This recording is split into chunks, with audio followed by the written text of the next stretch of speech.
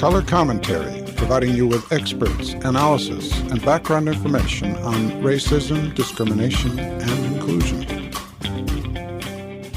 Hello, everyone. I'm Karen Rosebaugh.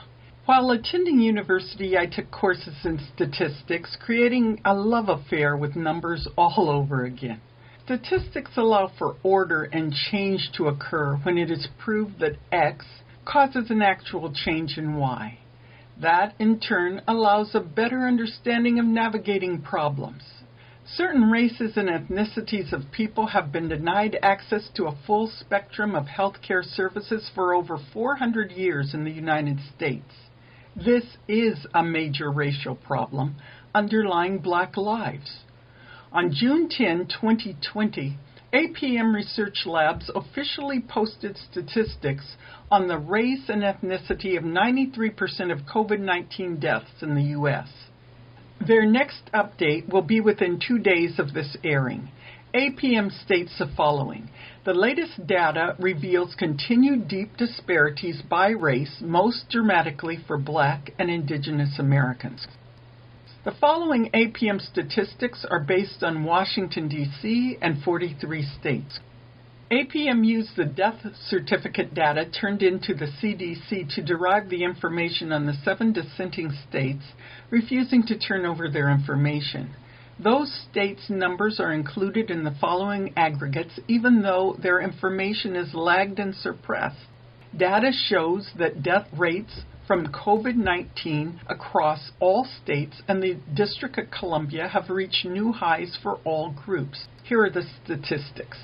62 deaths per 100,000 for Black Americans, 36 deaths per 100,000 for Indigenous Americans, 28 deaths per 100,000 for Latino Americans, 26 deaths per 100,000 for Asian Americans, 26 deaths per 100,000 for white Americans. Black Americans continue to experience the highest overall mortality rates and the most widespread occurrence of disproportionate deaths. Since we began reporting these data, the Black mortality rate across the U.S. has never fallen below twice that of all other groups. This reveals a durable pattern of disproportionality. What isn't being done federally must be done immediately by both state and privatized health systems.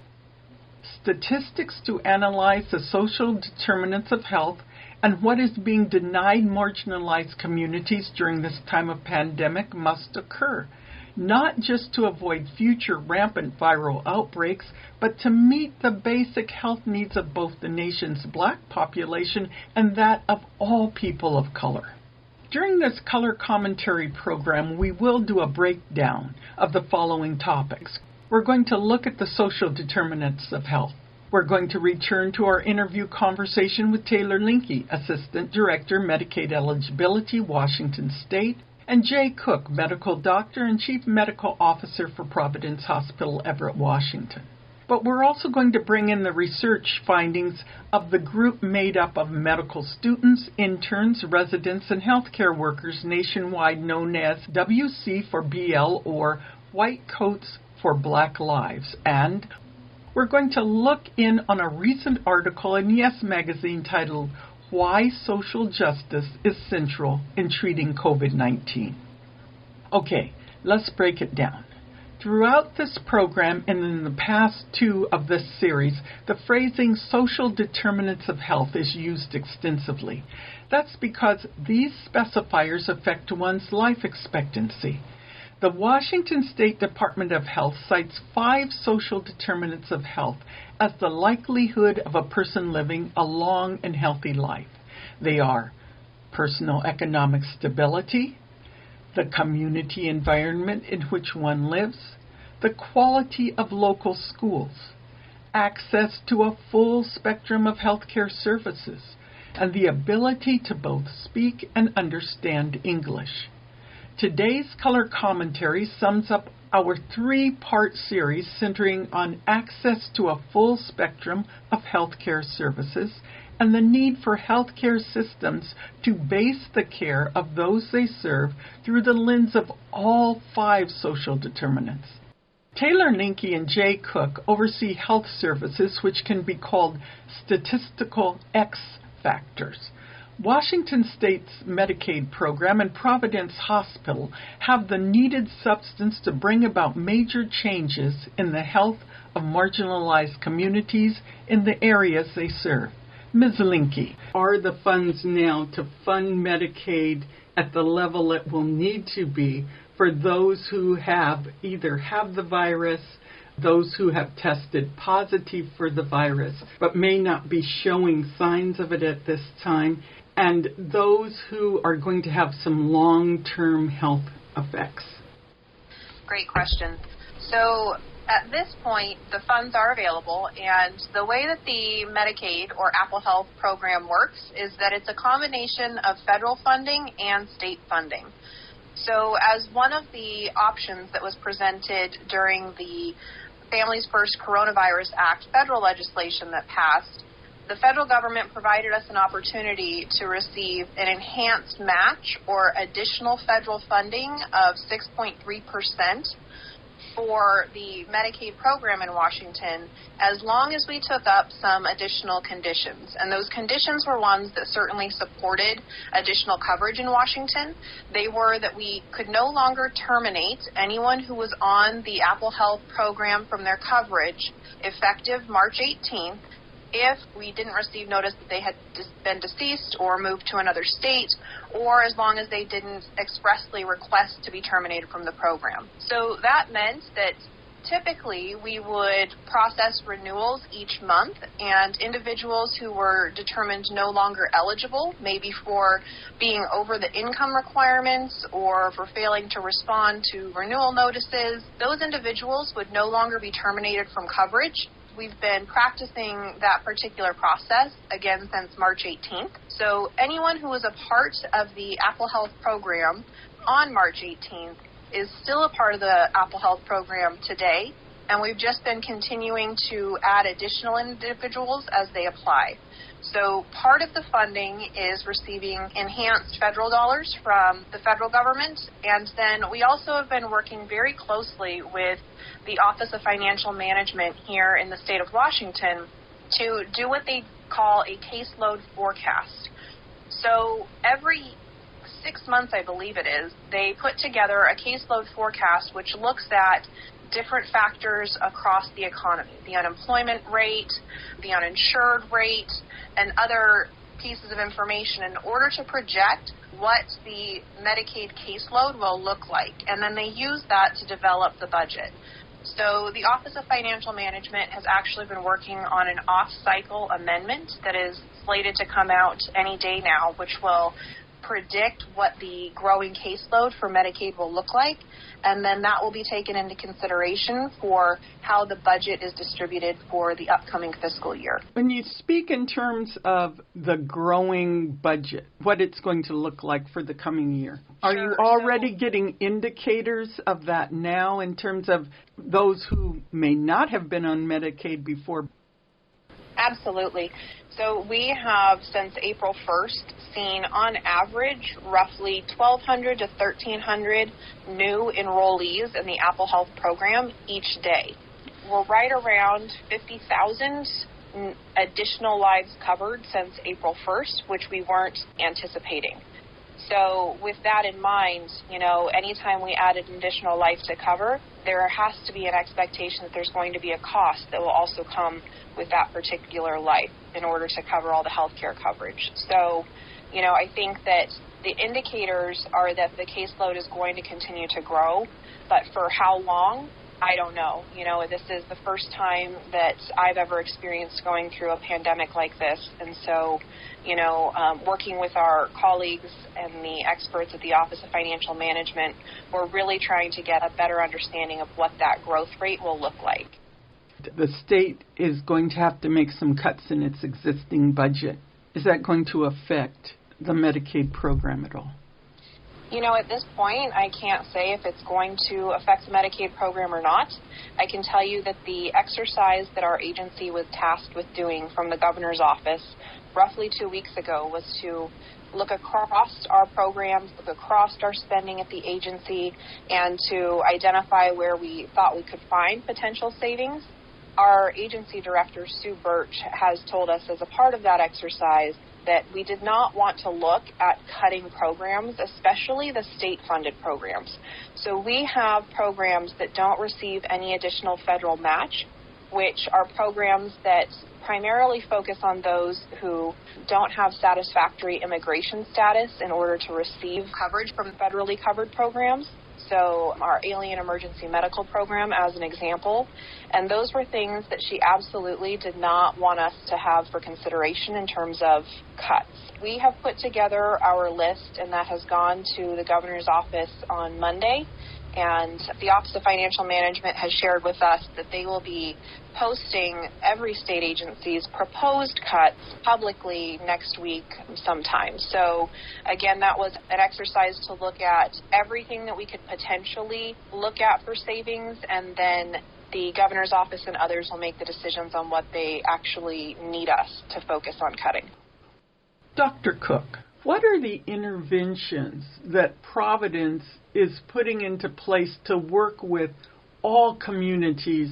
Everyone can begin moving towards a long and healthy life. That's a very important question that we have identified is a real need in our community, because the mission of the Providence health system is to serve everyone in our community, but especially those who are poor and vulnerable, and many are vulnerable in those populations who have historically not been able to access the care and the services that they need. I think that first is communication, admitting and acknowledging that those populations have historically not been well served, and to reach out to engage with individuals and groups to determine what the best way to serve them better is. We work through a group called the Providence Institute for Healthier Communities, and Scott Forsland is the director of that. He is actively engaged with just that work, to reach out to all members of our community, particularly the poor and vulnerable, to assess their needs and to help us, structure our care, both from strictly medical side, given them treating their healthcare needs, but also the other social determinants that you've talked about, food security and housing, etc. Providence, the healthcare part of Providence, both the Providence Medical Group and the hospital, have recently engaged a specific individual to help us with understanding and improving our diversity and cultural inclusiveness within our organization as well as in our community. She has been working previously with the Institute for Healthier Communities, and now she's going to expand her role within our own organization so that we can live our mission internally like we want to do. A June 9, 2020 article in Yes magazine titled Why Social Justice is Central in Treating COVID-19 found there to be practices and policies that systematically benefit white people and harm people of color when it comes to health care. I quote, "We believe that an important piece of the solution to the Black, Latino, Indigenous, and immigrant communities disproportionately being affected by COVID-19 lies in physician training and knowledge of how societal factors affect health. Clinicians in training need to be grounded in the social determinants of health and critical race theory to prepare them for an ethical and effective pandemic response." End quote.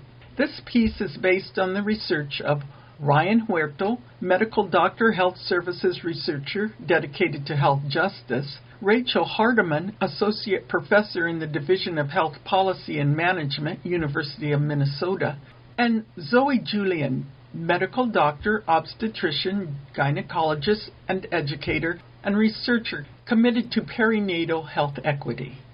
These three researchers are in three different fields. It is their cumulative approach to the disparities in mortality rates being seen in U.S. contracted COVID-19 virus that leads them to the following deductions. Both redlining and gentrification perpetuate poverty in communities of color in American cities. By improving social determinants of health, healthcare leaders can transform our systems toward adequate COVID-19 prevention, testing, and treatment for marginalized communities. If the healthcare system and others perceive inequities as inevitable, marginalized communities will be resigned to poor health outcomes. When we return from station identification, Dr. Cook and Ms. Linke speak to what Medicaid and Providence Hospital are doing to improve health outcomes.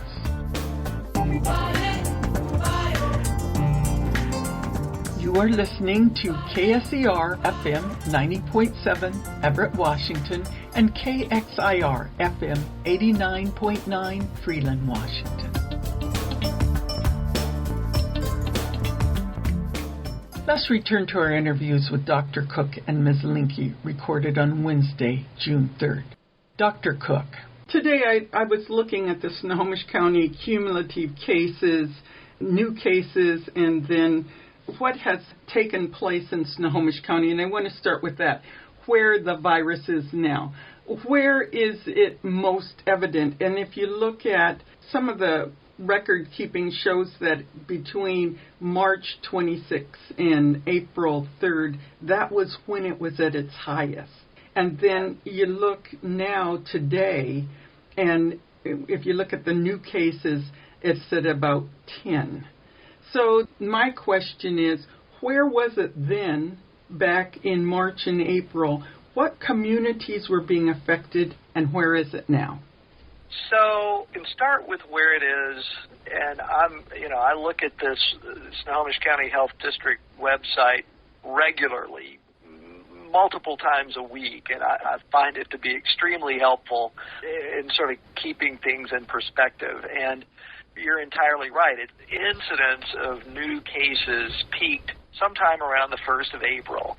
And since that time has sort of steadily decreased, although the last few weeks seem to be pretty stable. It's hard to say that it's continuing to go down, but it's at least reached what seems like a steady state at a fairly low level, at least compared with what it was a few weeks ago. I think that our experience in the hospital here at Providence Everett mirrored that. Our inpatient census peaked almost at exactly the same time, around the 1st of April. And we had, in the first half of April, had a gradual but steady decline in the number of inpatient cases that we were seeing. And then around the middle of April, it really plateaued at about 30 inpatients at any given day for a few weeks. It stayed like that for a while, and then in the past week or 10 days, it's actually gone down a little bit more, and so we're hovering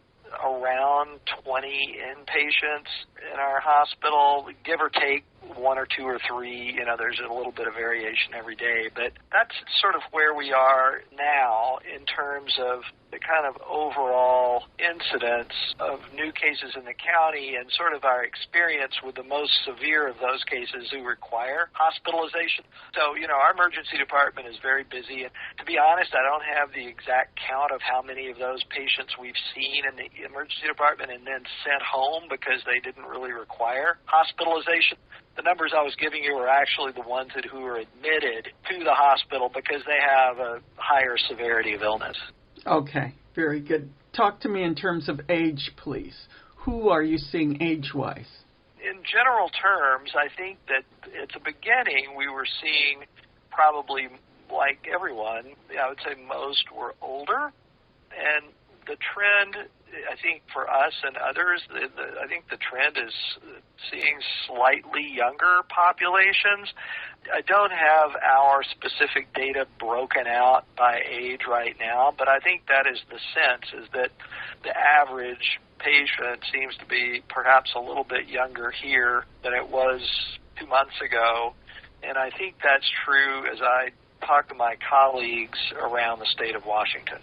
It appears with 1 in 4 people in Washington state on the Medicaid program, Apple, at this point. And we know that number is going to become greater. over the next few months because of the economic situation Snohomish County is going through. We've got children, I think now, who are going through a problem called pediatric multi-system inflammatory, and I don't know, is that a disease? Is it a virus? What is that?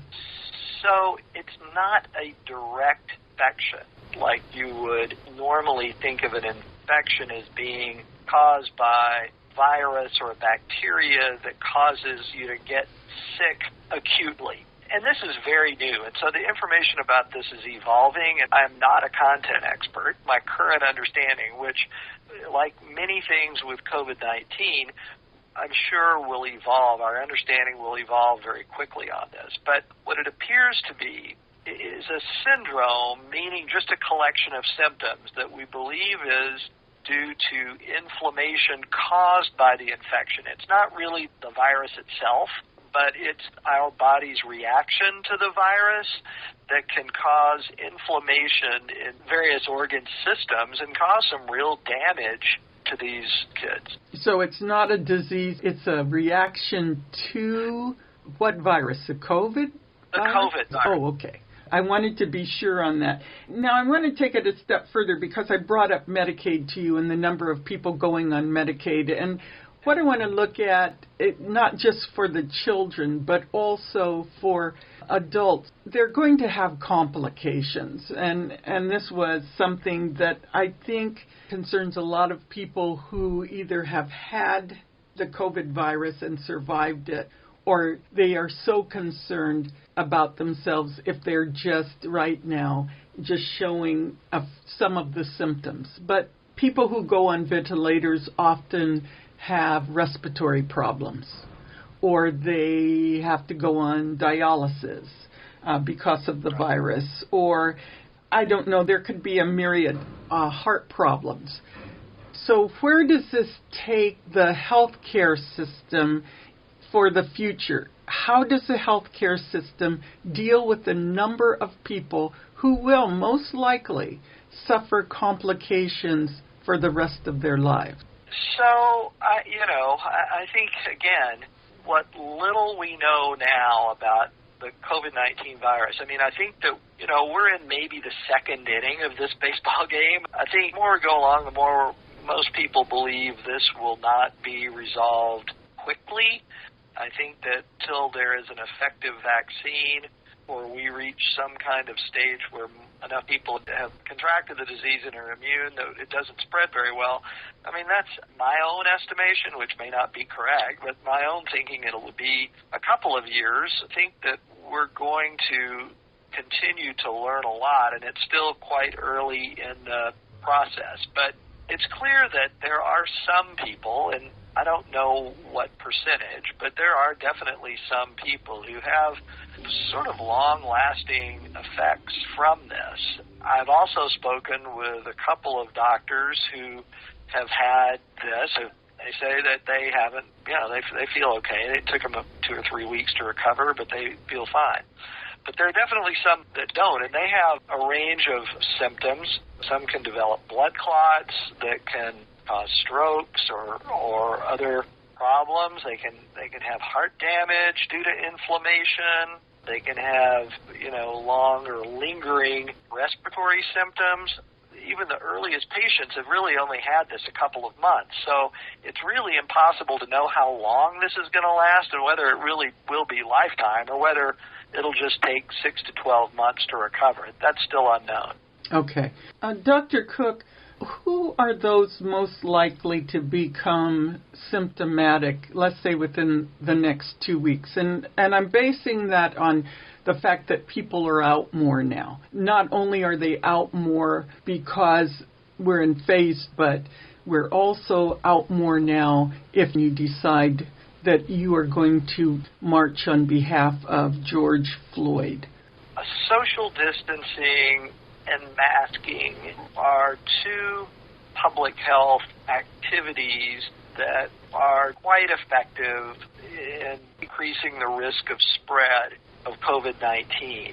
Activities where large numbers of people are in close proximity without masking are at higher risk of transmitting any kind of virus. I mean, if it was the flu, if it was anything, it would be the same. While the protests are understandable and sympathetic and necessary in many ways, I think that it is a risk, particularly if masking and the distancing aren't followed. Ms. Linke, Medicaid has two different programs, one for adults, one for children. So in Washington, we have what's called the Apple Health for Kids coverage. And so in our state, we're very fortunate that our legislature has authorized an additional coverage group for children beyond what the federal government has authorized. In Washington, we would cover children up to the age of 19 in households with an income at or below 312% of the federal poverty level. So that's much larger than what we would have covered under just the federal portion of the program. And when I look at some of the historical data from last year, under the Apple Health for Kids program, we covered over 32,000 children that were in foster care. They're the largest portion of the population for children that were covered under Medicare was the school-age children, 6 to 12, and that was roughly 300,000 kiddos. We also have a total enrollment of those under 19 that are 644,000 kids were covered by Washington Apple Health for Kids between the fall of 2013 and November of 2007. Our program is oftentimes what many children are covered by for their first visits for primary care. We've had really great success with the quality of the care that the kids are receiving, and just this year we were ranked by an independent study as the number 4 state in the nation on the State Health System Performance Scorecard by the Commonwealth Fund. So we really have been a national leader in kids coverage. To achieve change in all health systems, which must be open and available to all people in the United States, there must be an understanding of the social determinants of health. Those determinants are data-driven based on statistics. White Coats for Black Lives pointed out in their June 6, 2020 webinar that metrics or statistical data is important in healthcare. Here's what they said. While racial segregation of medical care is illegal, health systems segregate patient care through several means. To correct this, hospitals must, first, publicly release data on the racial demographics, primary language, and insurance status of patients. Secondly, publicly release data on the demographics of patients seen by providers of different training levels within the health system. And finally, develop a clear action plan using metrics to address inequities in access to care by fully trained providers. Our guests for this series have been Taylor Linke, Assistant Director, Medicaid Eligibility, Washington State and Community Support, and Dr. Jay Cook, Chief Medical Officer for Providence Hospital, Everett, Washington. This has been Color Commentary, produced in cooperation with Communities of Color Coalition. Send your comments or questions to colorcommentary@kser.org. Thank you for listening.